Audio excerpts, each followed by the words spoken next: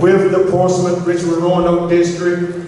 Some of the churches you all have some good machines that can do the same capabilities, but he'll talk about some other things in regards to that leasing contract. You know, I was at a church where they were in a lease for 5 years, and they paid on it for an extra 3 or 4 years because they didn't know that the lease has expired, and the company did not tell them that the lease had expired. And so when I went to that company to ask them for the money back, they said, "Are you?" Amen. So he's going to educate us a lot in that regard, because that's that one little small piece. When it comes time to renew, you should renew, or that's an opportunity to buy that machine or upgrade to a new one. In fact, you know, the way technology changes now, it doesn't serve a good purpose of purchasing because technology is evolving and changing, you know, annually and almost monthly. Amen. So without further talking, Brother Perkinson, come on up, and the mic is yours. Amen. Thank you. Thank you. Well, he about covered it, so I don't even know why I came. No, I appreciate it. My goal today is, you know, at the end of the day, obviously, if I can help you out, awesome. But I want to be a resource. I want to educate you, and if that enables you to serve your congregations better, that's all right with me. Whether or not it's in us doing business together or not, no worries. I just want to be a resource for you, because Reverend Hunter has been so gracious to me. So I just want to give back to you guys and help however I can. So I know you're probably already thinking it. If you could, you know, get the nap right after lunch, that was going to be nice. And so when we heard copiers and printers at first, we kind of thought that was nice. It was a good opportunity to get a snoozer in, maybe. But hopefully we cover some good stuff for you. So a little bit of an agenda. I want to tell you about, you know, my company, who we are, what we do. Talk about some of the equipment, how to structure your contracts. That's kind of the big one that I want to make sure you're structuring them in a way that is best for the church. And there's a lot of different scenarios on how to do that. And then I just had a few creative ideas for you guys. So first thing, I'm with Repro Products. Like Reverend Hunter said, based in Atlanta, but we support people all over the U.S. So we can take care of you guys here, no doubt. We've been doing servicing the greater Atlanta area for over 45 years, taking care of folks. And I always tell people, you can't be in a service industry for 45 years and not take care of people. I mean, that's kind of the bottom line of how we do business. We're a total solutions provider. That just is fancy language for we have a lot of stuff that we do. We specialize in copiers, printers. That's kind of what I do. I cover a few different manufacturers. The main one I deal with is Xerox. We also do mailing machines. So if you do mailing that you guys are constantly doing to the congregations and whatnot, that's a service we offer and provide those machines. We do small service on Brother printers, HP printers, really any kind of printer. And then we also do a lot of just printing in general. So if you have banners you need printed or anything like that, that's something, if given enough notice in advance, you know, we can print banners and different things for you and ship them out at some pretty good rates. So that's kind of holistically what we do as a company. And then this is just an idea of the equipment. It's not limited to just this. Like I said, I showed you Xerox. That's kind of where we specialize. If that manufacturer's not for you, we got a couple other ones. But on the left side, you see, you know, we sell down to the tiny printers, whether it's a personal printer or a small printer that can do scanning, copying, faxing, up to this printer right here at the top is kind of the main line that a lot of people get. It is customizable to fit your needs. So if you want the functionality to do booklets, and that's just big or small paper similar to this, where you can fold it in half and put the staples in it, that's a feature you can get.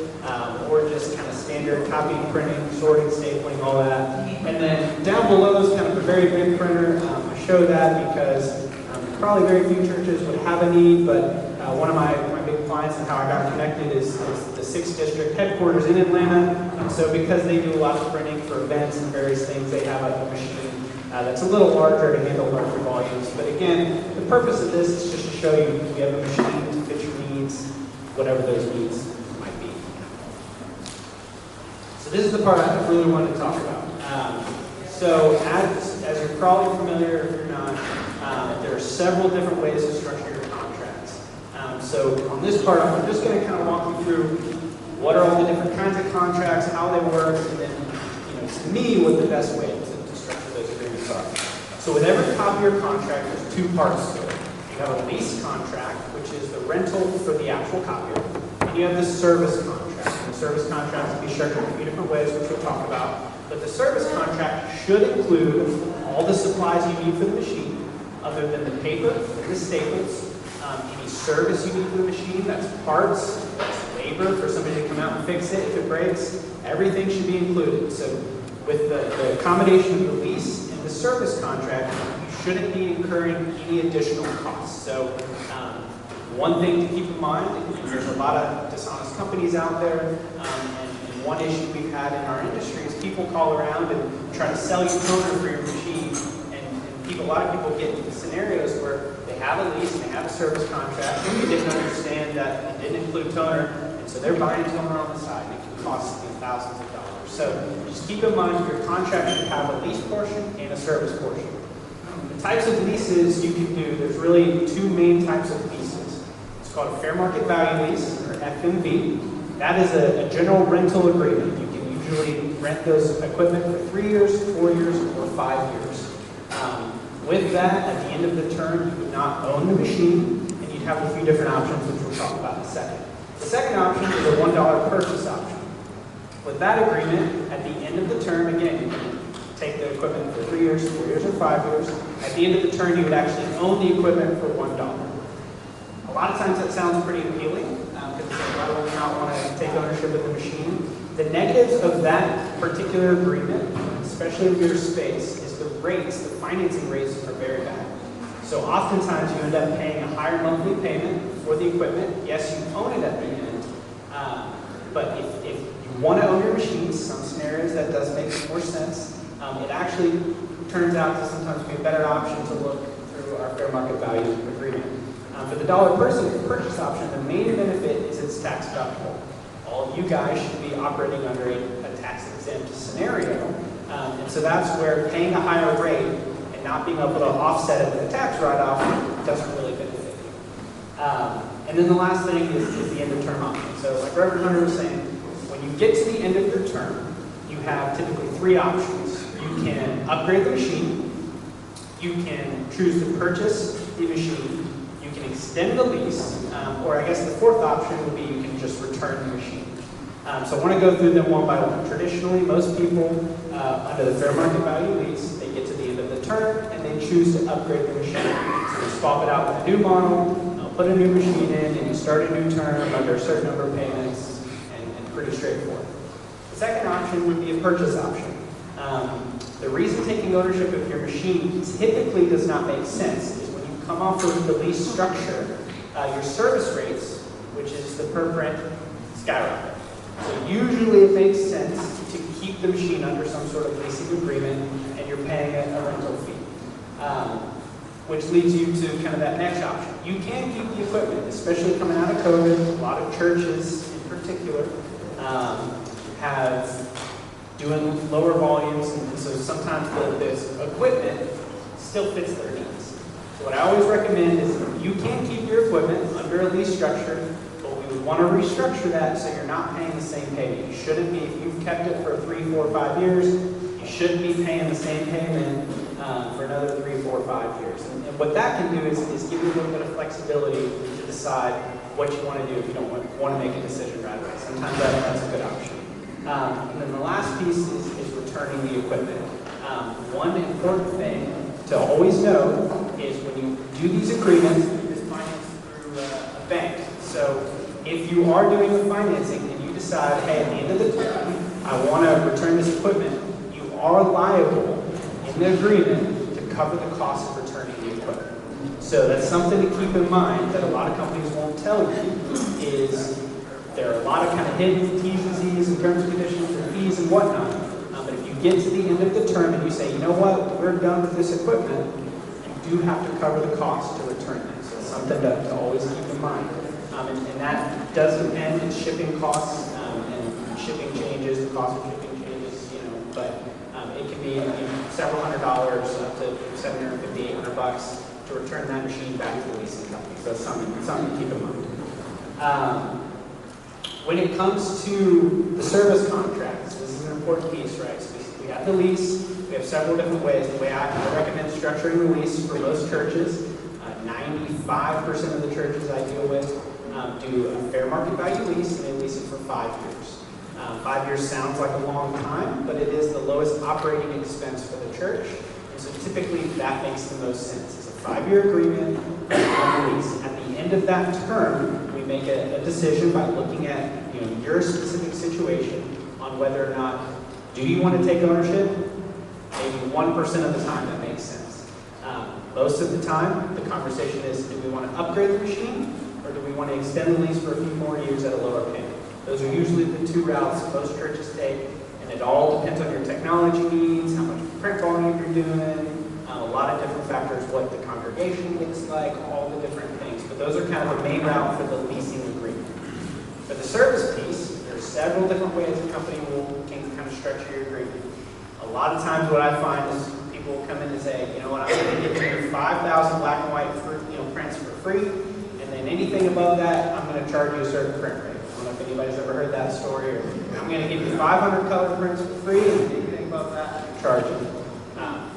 Nothing's free, believe it or not. So what those agreements are doing is they're pre-billing you for the printing that you may or may not be doing. Now, it doesn't mean that it's a bad deal necessarily. However, the way I structure all my service agreements is pay per print. The reason I do it that way is it's not like the old rollover minutes back in the day, right? So if you sign up for a certain number of minutes and you don't use them, they roll over to the next month. That's not how the printing works. It's you use them or it's gone, you lose it. And so if I'm adding something in there or pre-billing it on the lease agreement or separately, if that's how you want to do it, and if you don't use it, then you pay for it anyway, and it's gone, unfortunately. So the way we structure it is just paying per print. So if you print 1,000 black and white prints, that's what we bill you.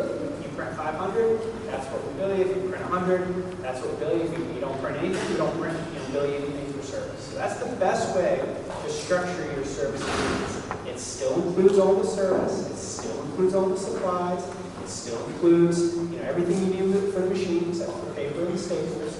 But it puts you in a position that, because your print volumes ebb and flow, right? You have a busy season for Easter, maybe you're doing summer, camps, whatnot, and Christmas comes around, so you print at a very different kind of system, whereas you have low months, so it doesn't really make sense to average your printing out and then say, well, we'll print this, and kind of build that into your agreement.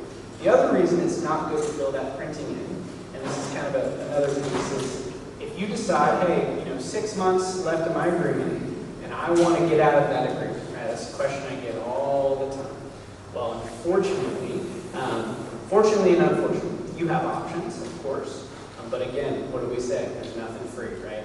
You have to cover the costs of the remaining of your payments into either a new agreement or there's a couple different options you can do it.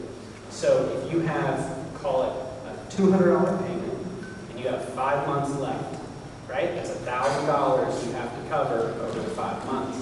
If we built in a service, and so instead of being your payment's $200, well, now your payment's $250. Well, guess what? We have to cover $250 for 5 months, even though you're not using the printing. So again, another just kind of benefit of making sure that when you structure your service contracts, you're only paying per print, and that per print covers the supplies, covers the service, all those things. So that's something to keep in mind. Now, the way we structure our leases and service agreements, they're still all billed together. Because sometimes, it's a nightmare, right? You have one lease agreement, and you have a service agreement, they're billed separate, you have to kind of keep track of both of them. You can consolidate them, they can be billed under one agreement. So you have your lease payment, you see that, then you have all your printing itemized down below. So that is something that you can structure the agreement that way. That's how we do it, so you still get one invoice every month, which would be a benefit to most churches. Hidden fees, there's a lot of them. So make sure that you understand the agreements. If somebody puts an agreement in front of you and tells you you don't have options, you do have options. You always have options, right? Even though, it's like oftentimes we think of negotiation and whatnot in the business world, right? Well, you guys have a business element to what you do every day. So you have negotiation power, you have the ability to make sure that getting a fair deal. So some of the things that you can negotiate, make sure that the company's not charging you shipping fees for your supplies and services. You should not be getting shipping fees. You also have a filing fee that they'll typically try to charge you, documentation fees that they'll typically try to charge you, and there's several other creative ones I've seen in my time of doing this. I've been doing this quite a while now. That all of those are negotiable, and you can get them removed. Now, two things that are typically not negotiable, or the word is there. Sales tax, which you guys fortunately are tax exempt, so you don't have to worry about that, right? Can't control sales tax. The second piece that most people, and specifically in your space, don't know and don't understand is property tax, right? We're tax exempt. How can we get charged property tax once a year? You do. On all these leasing agreements, you get charged a property tax fee once a year. I have no control over that. That's something that the government charges. The reason that you still have to pay the property tax charge, even though you're tax exempt, is because the leasing company is the bank's asset, and they're charged a property tax fee. And so they're not going to pay it, they're going to pass it on to you. So even though you're tax exempt, you still have to pay a property tax fee once a year. And that's just completely dependent on what the equipment you have is, and it depends on what that once a year charge is.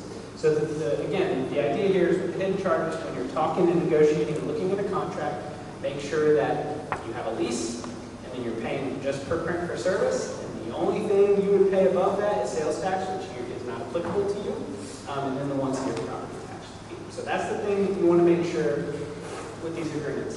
When it comes to the technology, and I want to go back actually, because I forgot to mention, on this, the biggest thing is you have to control your costs, right? Printing is something that is necessary and is a good benefit to you and to your congregations and whatnot, but we still want to make sure we're controlling the cost. The biggest thing that we can do to control the cost is limit the amount of color printing you're doing. There's a lot of different ways you can do that, but two recommendations I always make. As simple as you can, when you download your print driver, making sure that all your print drivers are defaulted to black and white. Because when you print something, look at this. Let's see. So this right here, perfect example. And it might be just what it is. We have a little page, I don't know if you guys can see that. We have two little tiny logos down there at the bottom, right? That's a color print. So this costs about 6 or 7 times more than the black and white print, just because it's got a little logo. Now, you're doing a program, sometimes it just is what it is, right? Because you want it to look nice and look professional. But what is it, when is it not what it is? When you print out an email. Who's guilty of printing out an email? I know it, and I am too. And if you have that blue little URL on somebody's email, it's color print. And that just costs the church 6, 7 times more than needed. So one way we get around that is, number one, we default everything to black and white. So that way if you accidentally print something and it comes out in black and white, that's fine. It costs you less than a penny instead of it accidentally coming out in color and it costs you a lot more. So that's the first thing we do, and that's very basic. And that's a pretty easy set. The second thing we do, if it gets real out of hand, you're like, man alive, maybe I got a lot of people in and out of the church, they're always trying to make copies, they're always trying to do prints, and it's running up my costs, and I have no idea where that cost is coming from. I'm sure that never happens to you guys. But I know it happens in my church. It's like, man, where does all this cost come from? Well, come standard on these machines, you can implement a code system. Now, I know it sounds like a nuisance, but we can set it up to where you have to put in a code to print. You can, if you want to set it up, it's just easier, or kind of just protect the machine, you can set it up to just have the code when you walk up to the machine and plug it into it. So when you're printing, because you're on the network, you're good. You have no worries because nobody can just print. But if you want to walk up and make a copy, we have a code on there. So those are a couple of different ways that you can set up the machine standard out of the box. That's something we can set up to help you, again, control your costs and just making sure, our goal, and I tell people this all the time, we make money when we print. There's no secret. We got to keep our lights on somehow, right? But at the end of the day, our philosophy is that we only want to charge you for what you're actually using. And so if you're printing a bunch of things that you didn't need to be printing in color and all that, that's a disservice to you, and that's a disservice for us helping you out. So those are a couple things we kind of ensure when we set up your equipment, making sure, again, you're getting the right equipment, right technology, right price. And I mentioned just kind of final thoughts I want to share with you. like I said, we've been doing this a long time. I support a lot of companies, specifically in Atlanta. I mentioned the 6th District headquarters, Passion City Church, a big church in Atlanta, if you've heard of them. We support Atlanta Hawks, Spelman College, Morehouse School of Medicine. So we come very well connected and with a good track record of helping people out. So that's kind of the goal I wanted to share with you guys. You would be in good hands. But at the end of the day, still, even if you don't want to do business with us, that's okay. Use me as a resource. If you've got questions, you just want to call and ask me. I'm more than happy to kind of offer those things to you. Last 2 things that are maybe a good idea, a little kind of thinking outside the box. Some of my churches, what they do is they use kind of their equipment as a community print shop option. So, equipment can be a little on the pricier side. So if maybe you're a larger church and you have a lot of smaller churches around you, and you want to offer the service as, hey, we got a machine, and we can do your printing for you, and you would obviously need to bill them, but at a fair price, and maybe it's a reduced price than if they had their own equipment, and you can kind of almost share a machine and offset some of the costs. So I have a lot of churches that'll do that in the community, or offer it to their members as a service. Hey, it's not just free to print, but we can print things for you and help offset some of that cost. That's one idea that a lot of churches have been doing. And then the second thing I thought of is our repurpose and reuse program. So within your own community, maybe you have some churches that are a little bit larger, and so every 5 years or whatnot, it makes sense. Hey, we're doing more volume, we're supporting a larger congregation, so we're going to upgrade the machines every 5 years. It kind of makes sense. Well, maybe that machine, though, is still in decent shape. And so one of the smaller churches in your community could actually use that machine. And so we could look at moving machines around at that time and supporting some of the smaller churches in the community and making sure, hey, you guys still have something. Maybe it's not as big or robust or nice as one of the larger churches, but still being able to offset the cost of a brand new one with some of our smaller churches. So those are different things that we can do. Again, it's case-by-case basis for what your needs are, what your situation is. But I just want to kind of put that out there is be thinking on how you can support each other and leverage your resources and technology as a larger community. And that, kind of will pay dividends, I think, in the end. So I did, put up here last little bit for questions. If you have any that you feel like would be great for the group that you want to ask me, happy to talk through anything. If it's about your kind of own specific contract, if you want to get into very specifics, we can take it kind of offline. I'll be hanging out in the back. I'm going to leave some cards up here in case you need them. But then if you want to catch me, I'll be around for maybe an hour or so. I got a little one at the house, so I gotta get back soon to help the wife out. But I'll be hanging out a little bit, so if you want to pop back and chat with me, just introduce yourself or talk about your specific case. Please let me know. But does anybody have any questions, or was anything not super clear that I can kind of address for you? Yeah. Great question. So the question was, do we have local resources, obviously, in case something happens to the printer? So yes, we partner with several different companies that do it, and then through our Xerox program, we actually have the manufacturer Xerox service the equipment, but everything is dispatched through our own office in Atlanta. So we're on the same time zone as you guys, and so the way our ticketing system and support system works is we have an email address where all you have to do is email us and say, hey, this is the issue we're having with our machine. I typically tell all my customers, copy me in, use me as a resource in that respect. And then what our team does is we dispatch the local service technicians to take care of the equipment.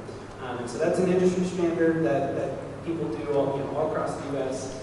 It works out great. It gives us kind of several different options to make sure you're taken care of as though you were here, or if you were in Atlanta, or if you were in D.C., wherever.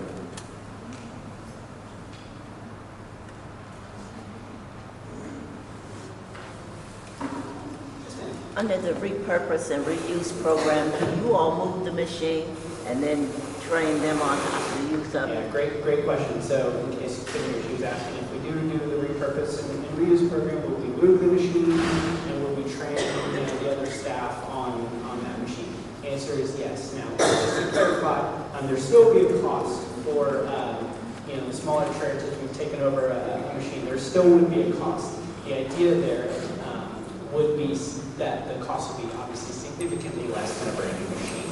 So yes, within that cost and program, we would take care of everything. We would move the machine, we would get it set up, just as though they were getting a brand new machine, only it's just a little bit closer.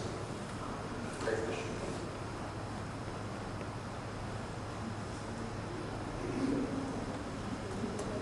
sometimes.